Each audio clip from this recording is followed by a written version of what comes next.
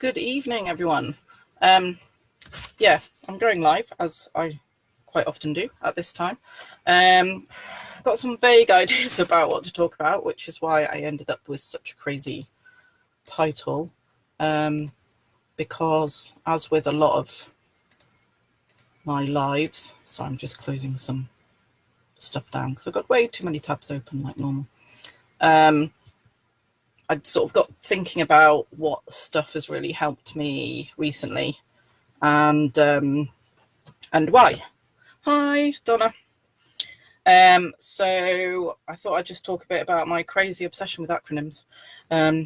Fraser, whose training I was at the weekend, would be proud because he really likes acronyms as well, and some other stuff, bits and pieces. So I am a bit crazy about acronyms because they help me, because I am slightly dyslexic. I think I've mentioned that before. And so having ways to remember stuff so that I don't have to constantly look at notes has really helped me in the past. So one of the things I do at the moment, as you'll know if you've watched any of my other lives, is I'm an essential oils wellness advocate. You can see my diffuser is going there.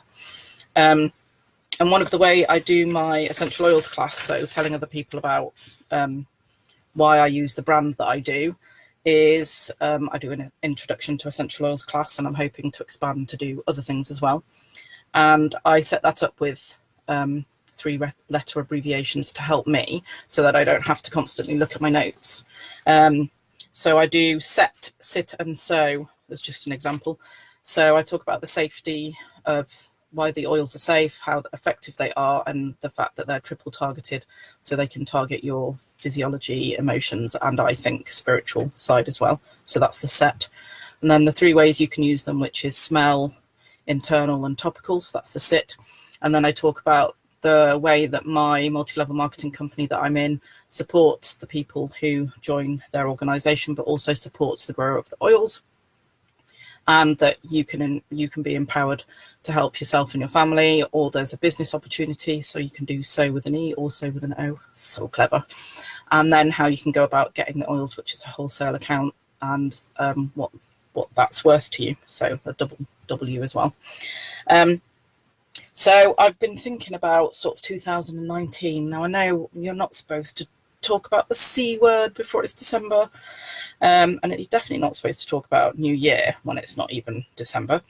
But I'm somebody who likes to plan, but sometimes I like to over-plan.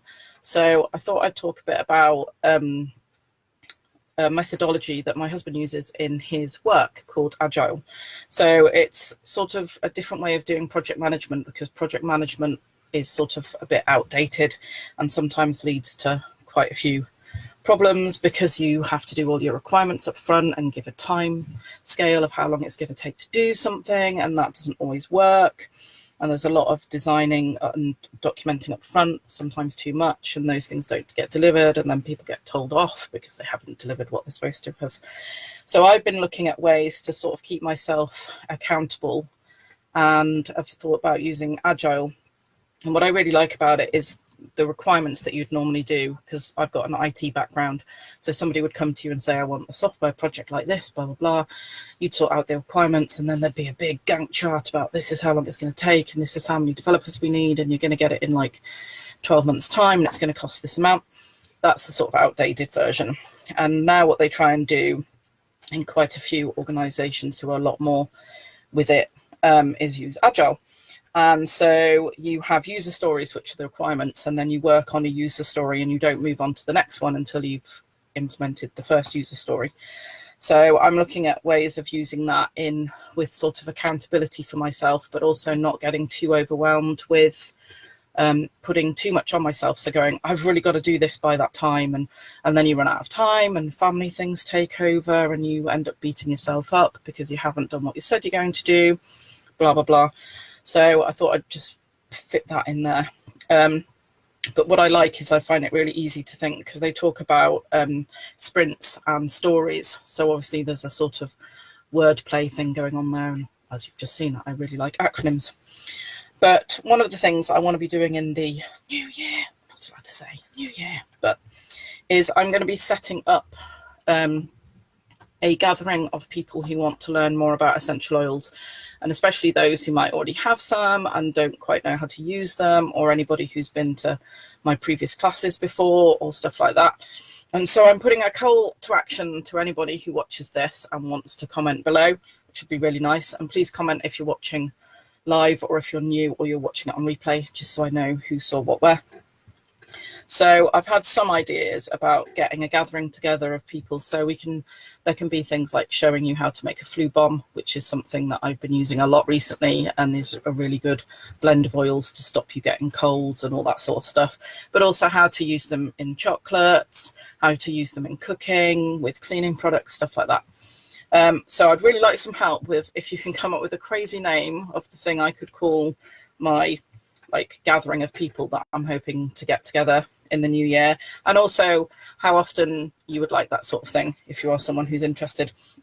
Because I'm thinking seasonally, or because I'm shamanic, I'm quite into the sort of Celtic New Year, pagan New Year, so the 8 festivals across the year. So you've got Imbolc, the spring equinox, Beltane, midsummer, summer solstice, Lammas, Mabon, Samhain, which is Halloween, and the winter solstice, Yule. So there's like 8 of those, or it could be monthly, or it could be seasonal, like 4 times a year, but that doesn't seem enough to me. But I also want to come up with some names, and obviously I am quite crazy when it comes to words. So I've already come up with like the York Essential Oil Massive, YOM. Or I was talking to somebody today about it being a fun oils gathering, so we could be fogs, so we could be fogging, and she was like, no, don't do that, that sounds like something else. So then I had fantastic random oils gathering, so we could be frogs and we could be frogging, but I don't think that was going to go down too well. And then I obviously got onto the seasonal stuff, so I had seasonal essential oil users and lovers, because that would be souls. So you can see I do get really obsessed with words and stuff like that. So that was just some of my crazy ideas that I was thinking about today.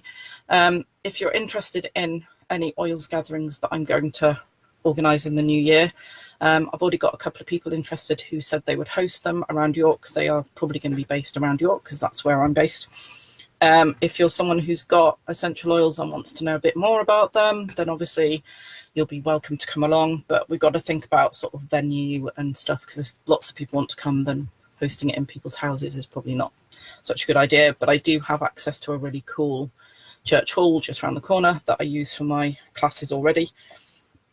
So any ideas around all that stuff, or anybody who's got a really cool way that they use agile, or how they keep on top of their productivity. Obviously, the other nice thing about agile is that it's sort of shorter term.